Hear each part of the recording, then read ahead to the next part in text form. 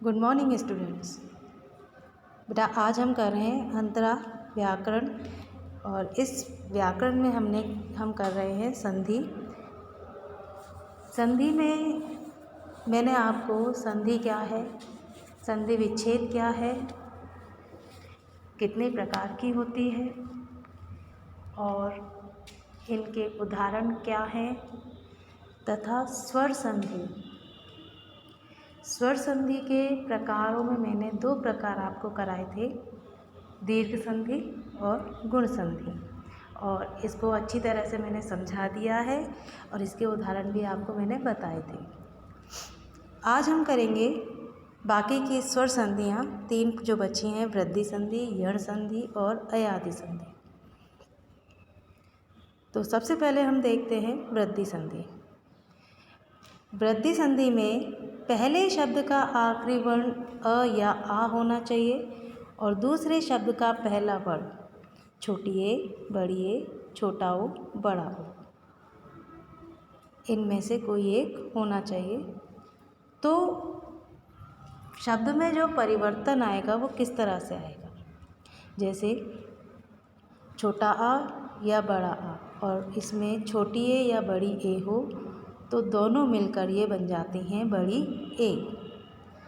और छोटा आ और बड़े आ का मेल यदि छोटे ओ और बड़े ओ से होता है तो ये दोनों मिलकर बड़े ओ में बदल जाते हैं। उदाहरण में हम देखते हैं मत प्लस ऐक्य। तो इसमें जो मेल हो रहा है स्वरों का वो है छोटा अ और बड़ी ए, दोनों मिलकर बड़ी ए बनेंगे तो हो जाएगा मतैक्य। इसी तरह से सदा प्लस ए, तो इसमें बड़ा आ और छोटी ए आपस में मिल रहे हैं तब भी बड़े ए में ही ये तब्दील होंगे, जो बनेगा सदैव। महा प्लस औध, ये शब्द बन जाएगा महोद, क्योंकि आ और ओ मिलकर बड़ा ओ बनाएंगे। महा प्लस औज महोज, बड़ा आ और छोटा ओ मिलकर भी बड़ा ओ ही बनाते हैं। बेटा इसकी पहचान ये है कि जहाँ पर उच्चारण में हमें पहले पता चल ही जाता है कि इसमें कहाँ पर 2 शब्द मिल रहे हैं और कौन कौन से 2 शब्द हैं, ठीक है। तो उस स्थान पर आपको यदि बड़ी ए और बड़े ओ की मात्रा लगी हुई कहीं दिखाई देती है तो उसकी पहचान आप वृद्धि संधि के रूप में करोगे, ठीक है। अब आता है यण संधि। यण संधि में पहले शब्द का आखिरी वर्ण छोटी ई, बड़ी ई, छोटा ऊ, बड़ा ऊ और री ऋषि, इनमें से कोई एक हो, और दूसरे शब्द का पहला वर्ण इन सारे वर्णों के अलावा कोई भी असमान स्वर हो। इन वर्णों के अलावा का मतलब है छोटी ई बड़ी ई का मेल छोटा ऊ बड़े ऊ से भी हो सकता है और छोटे ऊ बड़े ऊ का मेल छोटी ई बड़ी ई से हो सकता है, ठीक है। मतलब कि ये है कि असमान स्वर हो और पहले में इनमें से कोई एक हो, तो जो परिवर्तन शब्द में आएगा वो कैसे आएगा, छोटी ई और बड़ी ई और असमान स्वर, ये दोनों मिलकर बनाएंगे य। छोटा ऊ और बड़ा ऊ, इसके साथ असमान स्वर जब मिलेगा तो ये दोनों मिलकर बनाएंगे व, ठीक है। तथा री ऋषि के साथ जब असमान स्वर मिलेगा तो वो र में बदल जाएगा। अब आती है बात कि इन पर मात्राएं किसकी लगेंगी। तो य, व और र, इन पर जो मात्रा लगेंगी वो उसी स्वर की लगेंगी जिस असमान स्वर के साथ छोटी बड़ी ई और छोटा ऊ बड़ा ऊ और री ऋषि मिलेंगे, जिसके साथ मिलेंगी उसी की स्वर मात्रा इस य, व और र में लगेगी।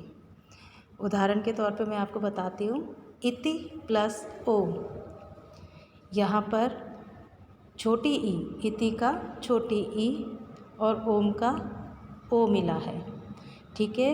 तो ई और ओ मिलकर बनेंगे यो। या बनता है, लेकिन या पर मात्रा किसकी लग जाएगी? ओ की। ठीक है। इसी तरह से अति प्लस उपकार, तो अति का ई और उपकार का उ, ये मिलकर बन जाएंगे यू। या बनेंगे, लेकिन ऊ से मेल हो रहा है, तो यू अब पर मात्रा लग जाएगी छोटे ऊ की, तो ये अत्युपकार शब्द बन जाएगा। वधु प्लस आगमन, ऊ और आ, ऊ के साथ छोटा ऊ बड़ा ऊ, इनके साथ कोई भी असमान स्वर मिलता है तो वो दोनों मिलकर व बनाते हैं। ठीक है। तो यहाँ पर ऊ और आ मिलकर व बने, तो ऊ का मेल हो रहा है बड़े आ से, इसलिए व का पर मात्रा लग जाएगी आ की, तो वो बन जाएगा वधवागमन। अब देखो पितृ प्लस आज्ञा, ता के नीचे री ऋषि की मात्रा है, इसको बेटा री ऋषि की मात्रा बोलते हैं, री ऋषि की मात्रा है। और आज्ञा पितृ आज्ञा, तो री ऋषि और अ मिलकर बने रा, रा पर मात्रा लग गई आ की, तो वो हो गया पित्राज्ञा। ठीक है। ये मैंने रा का नियम जब मैंने बताया था तभी मैंने आपको बताया था कि यदि रा के नीचे हलंत है तो रा रेफ बनेगा, मतलब वो ऊपर उड़ेगा, और रा के साथ मात्रा है तो रा उस शब्द के उस अक्षर के नीचे आ जाएगा जिसके साथ स्वर है, मतलब अपने से पहले वाले अक्षर के पैरों में आ जाएगा, उसे कहते हैं रा पदेन। इसी तरह से ये बनेगा पित्राज्ञा। ठीक है। अब आता है अयादि संधि। अयादि संधि में पहले शब्द के आखिरी वर्ण में छोटी ए, बड़ी ए, छोटा ओ या बड़ा ओ, इनमें से कोई भी एक हो, और दूसरे शब्द के पहले वर्ण में कोई भी असमान स्वर हो, तो छोटी ए और असमान स्वर ये दोनों मिलकर बनेंगे आए, और बड़ी ए और असमान स्वर दोनों मिलकर बनेंगे आए। छोटा ओ असमान स्वर ये मिलकर बनेंगे अब, और बड़ा ओ और असमान स्वर ये मिलकर बनेंगे आव। अब देखो बेटा इसमें अ और आ जो आ रहा है, अब, आए, आए, अब, आव, तो ये तो उस शब्द में उस अक्षर में मिल जाएंगे जिसमें ए, आई, ओ, औ की मात्रा लगी हुई है, और जो बाद में बचा य और व, इन पे मात्रा उसकी लगेगी जिससे इनका मेल हो रहा है, जिस असमान स्वर से इनका मेल हो रहा है। ठीक है। उदाहरण में देखो, ने प्लस अन, न पर मात्रा लगी है छोटी ए की, तो वो उधर से ए हमने लिया और अन का ए लिया, तो ए और अ मिलकर बन गया आए। ठीक है। अब ए का मेल हो रहा है छोटे आ से, छोटे आ की कोई मात्रा नहीं होती है, इसलिए जो आ है वो ना के साथ मिलकर ना को पूरा बनाएगा, क्योंकि ना से जब कोई भी स्वर अलग हो गया छोटी ए, तो ना हलंत वाला हो गया, मतलब वो आधा ना हो गया। अब अ मिलकर ना को पूरा बनाएगा। ठीक है। फिर य और फिर न, इस तरह से बन जाएगा नयन, क्योंकि अन में से आ हमने नीचे ले लिया है। इसी तरह से ने प्लस अक, तो बड़ी ए और अ मिलकर बन जाएंगे आय।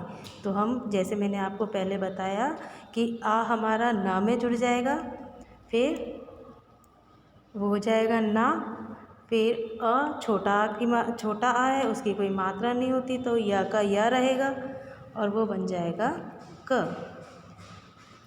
अब आगे उदाहरण है पो प्लस अन पवन, और पौ प्लस अक पावक। ठीक है। इसमें छोटा ओ और बड़े ओ का मिलान बताया, तो छोटा ओ का जब छोटा ओ किसी भी असमान स्वर से मिलेगा तो वो औ बनेगा, और बड़ा ओ किसी भी असमान स्वर से मिलेगा तो वो आव बनेगा। और जो नया शब्द बनाएंगे वो आए और आय में मैंने जैसे बताया है उस हिसाब से आप इनके शब्द बना सकते हैं। अब देखो, मैंने आपको पहले ही बताया था कि य और व में जो मात्रा लगेगी वो उस स्वर की लगेगी जिस स्वर से छोटी ए बड़ी ए, छोटा ओ और बड़े ओ का मेल होता है। जैसे मैंने बताया आपको, उदाहरण में हम लेते हैं भौ प्लस उक। यहाँ पर बड़ा ओ मिल रहा है छोटे ऊ से, तो व पर जो मात्रा लगेगी वो छोटे ऊ की लगेगी, तो शब्द हो जाएगा भावुक। इसी तरह से ने प्लस इका, बड़ी ए के साथ छोटी ई मिल रहा है, तो य पर जो मात्रा लगेगी वो छोटी ई की बनी लगेगी, तो वो शब्द हो जाएगा नायिका। तो बेटा ये आपका स्वर संधि वाला कंप्लीट हो गया। पांचों मैंने आपको बता दिए हैं और आपको समझ में आ भी गए होंगे। ठीक है, अगर नहीं समझ में आए हैं तो आप जब लाइव क्लास होती है तो उसमें आप मुझसे पूछ सकते हैं। तो अयादि संधि तक आपका वर्क फेयर कॉपी में कंप्लीट होना चाहिए। और बेटा टेस्ट के बारे में आपके पास मैसेज आ ही गया होगा कि हमारा फर्स्ट पीटी टेस्ट होगा, अगस्त की स्टार्टिंग में शुरू हो जाएगा। तो उसका जो सिलेबस है वो है हिंदी लिटरेचर में चैप्टर 1, 2 और 3 और हिंदी ग्रामर में चैप्टर 1, 2 और 3। ठीक है, तो आप अपने टेस्ट की अच्छी तरह से तैयारी करेंगे